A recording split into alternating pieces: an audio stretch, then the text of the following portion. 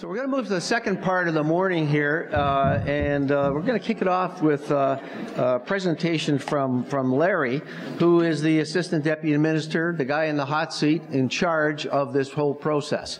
And Larry has a short presentation he's going to walk you through, and then I'll invite the other members of the panel to give their comments and presentations, then we'll open it up to general questions. And Larry reminded me, in case you guys are not aware of this, the province has now released what they call towards performance indicators, how you measure the progress of the growth plan. This is online. I'm sure he'll refer to it, but there's hard copies also available. So it's my pleasure to formally introduce Larry Clay, Assistant Deputy Minister, and let's give him a warm welcome.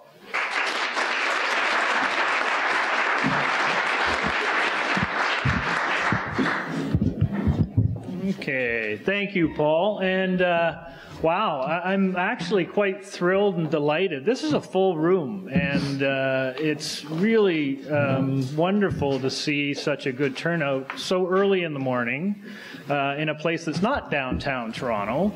I think it really underscores, quite frankly, the interest that you and others have in what we're really collectively and collaboratively trying to achieve here in terms of implementing and advancing growth planning and growth management in the Greater Golden Horseshoe. So it's a pleasure to be here. I am a little bit in the hot seat. It's going to be an interesting time. It has been an interesting time in the last little while, and it really does. I think going forward, going to be a very interesting time as we sort of have an opportunity to look at what we've done and figure out how we can best go forward. I wanted just to take a minute to thank Neptis for all their hard work. A lot of what they have done in doing their analysis of some of the implementation issues for the growth plan have been very helpful. They will be very helpful to us, all of us, as we go forward. It's thoughtful analysis. I know Neptis was very heavily involved in the early days of the growth plan, when we used to call it smart growth, and we used to have smart growth panels, and a lot of analysis was done, and we look forward to continued input from folks like Neptis and you and your organizations and other institutions who have some skin in this game and some interest in how we're going to manage this process going forward. It's an interesting kind of concept where we are right now. We really are at early stage. We brought the growth plan in. So I look back on how this process all started. It started back around 2000, 2001. The government did a series of smart growth panels across the province. It took 2-3 years of consultation, trying to get input from a broad range of stakeholders, how we're going to grapple with and tackle this problem. Brought the Places to Grow plan in 2005, brought the growth plan for the Greater Golden Horseshoe in 2006. Now, you think right now it's 2014. That seems like a long time ago. What has happened? Well, most of you in this room have some experience and some background and some expertise in land use planning. So I don't have to tell you how long a time period land use planning takes in order to actually get stuff happening. It is a fairly significant long-term plan. The growth plan is a 25-year plan. We're into year 7. The history of this is the government elected to task municipal governments to bring their official plans into conformity by 2010.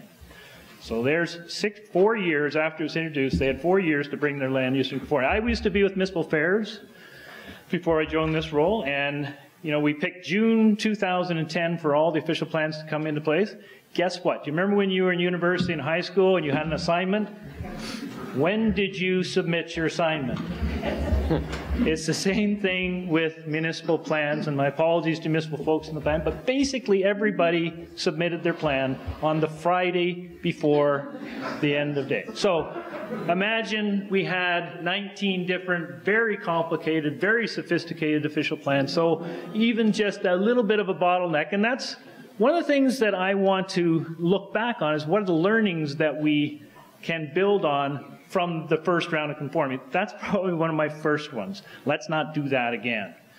So then a couple of years of back and forth negotiations. Minister of Municipal Affairs made some approvals.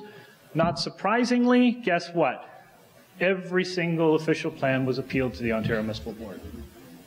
So, for very good, responsible and good reasons. But that meant that the timelines have been extended.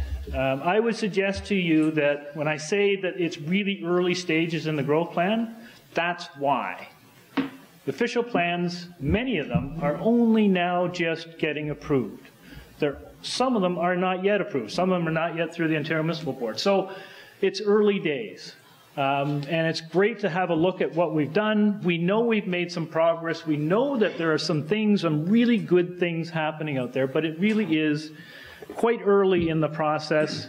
And we are challenged a little bit by how do we measure that? How do we measure that? So again, my experience is that in land use planning, it is a very complex world. It's very complicated. There's a whole series of factors that come into play. Measuring outcomes isn't easy. So we need to work together to figure out how we can collectively understand what some of these policies are actually achieving and how they're achieving. And are they actually hitting the mark in terms of what we're trying to do collectively to manage this very large region in terms of where and how growth is going to occur in a way that makes sense for all of us. As I say, it takes some time. Growth planning, from our perspective, is all about looking forward. It's all about looking forward. Philippa and Marcy were talking about the history of patterns of growth in the past.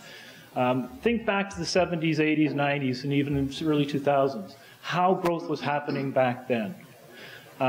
We're changing that. We're making policies and procedures and putting things in place that are going to depart from that historical pattern of growth. So it's all about not necessarily looking behind, let's look forward. What's happening? Where do we want to be? What are the factors that are going to influence growth? How do we take advantage of those? Let's look forward. A couple of observations on some of the things that Neptis was saying. The whole issue about land supply and how much land is. One of the things I learned as we looked in this great big geography was, again, if you look in the past and how land use planning was done, there are a lot of areas where historically, I would suggest to you, over-designated lands. There's a lot of land out there, particularly in the Outer Ring, where municipalities did a little bit of aspirational planning. So when we brought the growth plan in, there was already an oversupply relative to the 20-year planning horizon, relative to the population employment forecast. So we suffer a little bit from the legacy of decisions that were made in the past and how those decisions transition through into the future. We cannot totally take away development rights. We can't take away approvals in the past, but we have to understand where they are, how they work, and how we can manage going forward if those lands that were in the oversupply are in the wrong place. Quite frankly, a lot of them are. A lot of them will not likely get developed over the next 20 years. So how do we manage that in a context of a legislative framework that says you can only designate for 20 years? So we're challenged a little bit by that legacy, that history. The other thing is, and Marcy and Philippa made a really good point, every place in the Greater Golden Horseshoe is different. Different unique circumstances. It's hard to put a complete uniform, everybody's being the same, everyone has to comply the same things. It's hard to do that in the sort of political and economic distribution of municipalities across this geography. So when we talked about the Outer Ring and they applied for and made a case for alternative targets, they did so because in this particular point in time, it's hard for them to reach kind of the targets that we might apply elsewhere. And I would suggest to you that in those cases, the targets that they've got are dramatically higher than they were in the past. If someone got an alternative target of hypothetically 30% instead of 40%, I think it's pretty fair to say that they used to have a density target of 15. So moving from 15 to 30, in this incremental way, I think is reasonable in terms of public policy and how we organize ourselves. So, Paul mentioned and showed up this little thing. We just released this on Monday. It was many months in the making. We've also released a detailed technical report for those of you who, and you know who you are, want to get into this in a little bit more detail. There's tables and technical methodologies and all the stuff that the smart people that are sitting over at that table all know about. So what we're doing is putting out for consultation. Again, I get back to my point about measurement is really hard. So we put out 12 indicators that I want to talk very briefly about today that start getting at the issue and the question about outcomes. Are we meeting what we thought we wanted to do when we brought the growth plan in? This isn't an exercise about report cards comparing one municipality against another municipality. That doesn't help anybody. And it's not about just measuring conformity, whether you conform to the growth plan. It's really about outcomes. So we want to put that out. I want to talk very briefly about some of those today, but what I really want to tell is everybody in this room, we're really looking for your input. This is hard stuff. You've got great ideas. You've got great data. We've got good data. Let's figure out a way that we can come to an agreement about how we think collectively we want to determine whether we're actually meeting the growth plan objectives or not. Some of the measures that we did, that we've identified, again, our baseline. We sort of start from now and let's start measuring forward. Let's develop a baseline that we can measure ourselves against. Some of them are some snapshots, some preliminary information. Some of them are, at this point, because of how complex they are, we've chosen just to do a few pilot projects to show what we can do. And if it works, we'll apply those indicators right across the board to the entire geography. So, here's what they look like. We did 4 themes.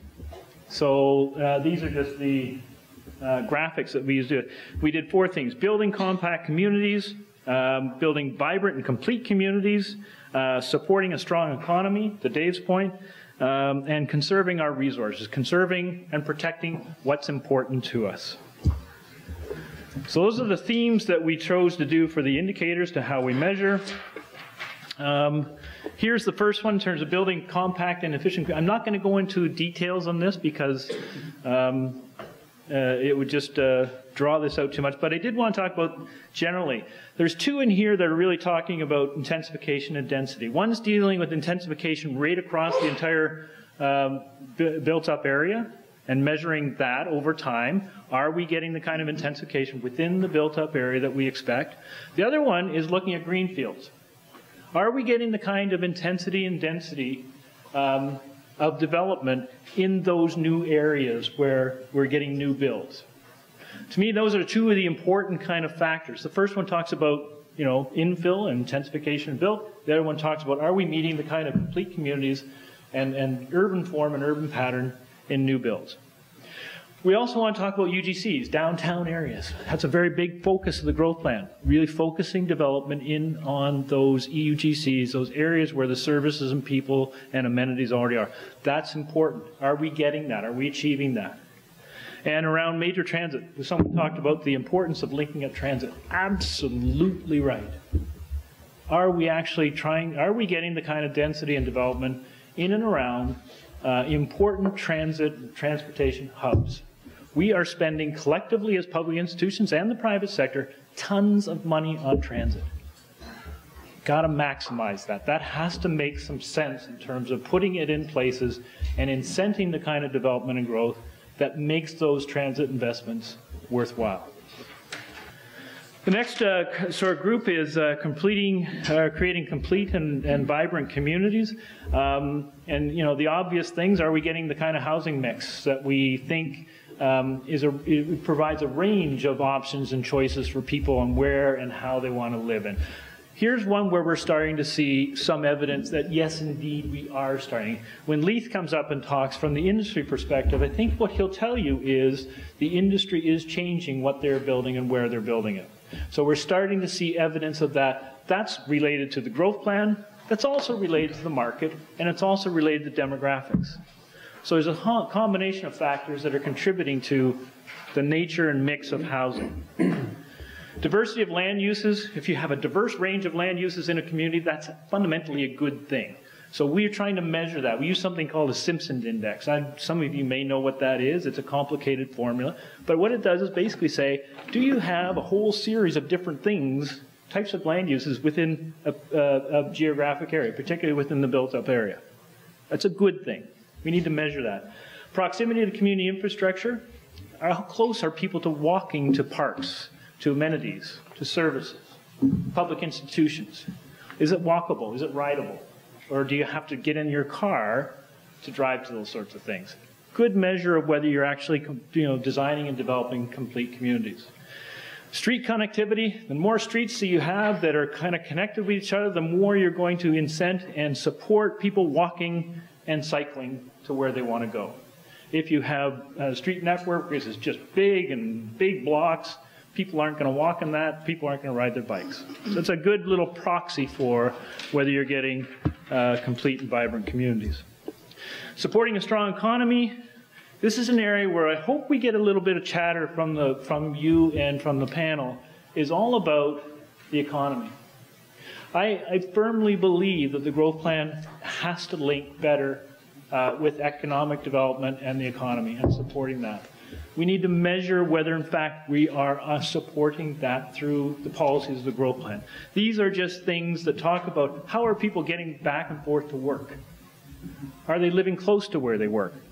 Pretty important. That's one of the goals of the growth plan.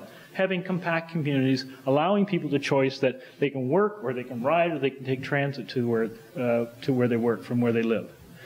So these three are basically that. And one of the things about the location of major office space is, is office locations, or where we're building offices, are they lining up with the kinds of infrastructure that they should be? Are they close to transit, for example?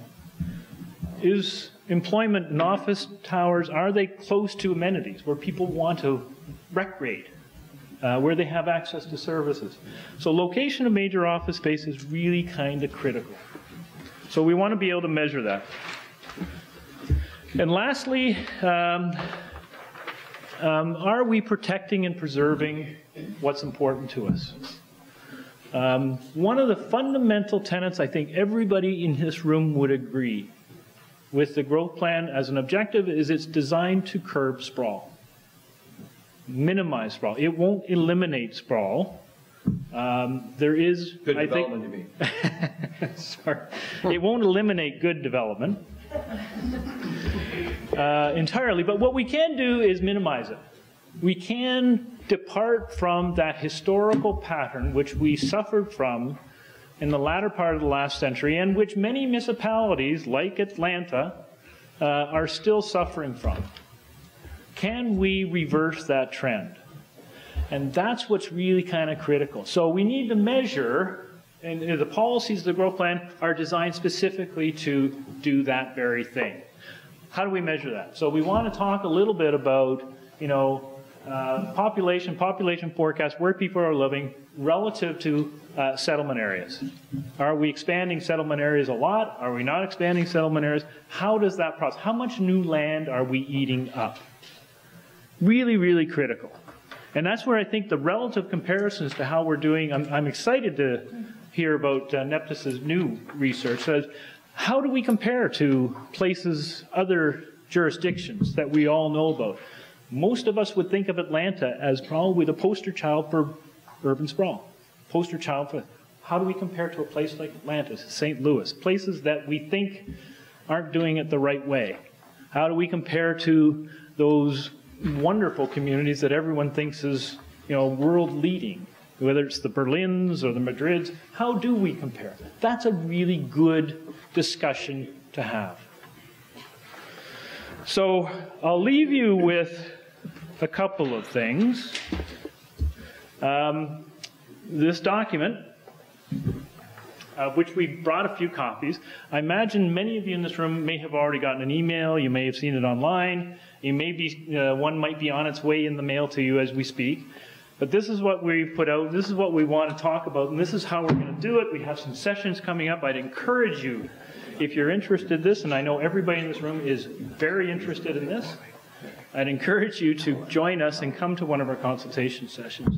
This is important for us. Paul mentioned, the relationship between the growth plan and Metrolinx's big move. There's a bunch of other things happening in this geography. Greenbelt, Oak Ridges Moraine, Niagara Escarpment Plan. All these major provincial initiatives are coming closer to all being either a 5 or a 10-year review. We need to make sure as we go into our review of the growth plan that all this stuff is coordinated. This is a complicated piece of geography. There's a lot going on. There's a lot of provincial policies. There's a lot of municipal policies. There's a lot of at stake from an economic and environmental perspective. And we need to make sure that as we go into the next round, the next phase, prepare for the reviews, that this stuff is well thought through, it's integrated, and we use your time and your input and your resources and your expertise in an effective and efficient way. So I commend you to help us out, all of you, as we start down the path of thinking about the next generation of growth plan. What worked? What didn't work? How can we make it better? How can we advance, move the yardsticks in terms of what we really see this region being in the future? And I think with that, Paul, I'll just stop there. Okay. Thanks, Larry.